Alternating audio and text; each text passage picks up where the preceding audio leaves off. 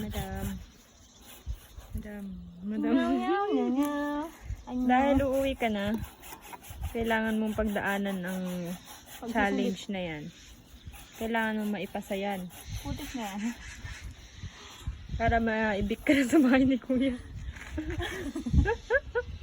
Nominated na nga ako eh. Kawawa naman pala yan. Para tayong gumawa ng building, gamit ko pala. Kutsara pala. Kanin, mamaya naman. Ikaw. Naglaw siya pero nakalabas yung isang daliri.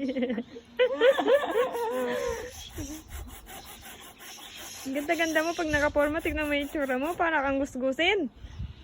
Well, that's life of a farmer. You know naman, we're farmer. Oo, ay paikot-ikot pa. Iba't ibang position.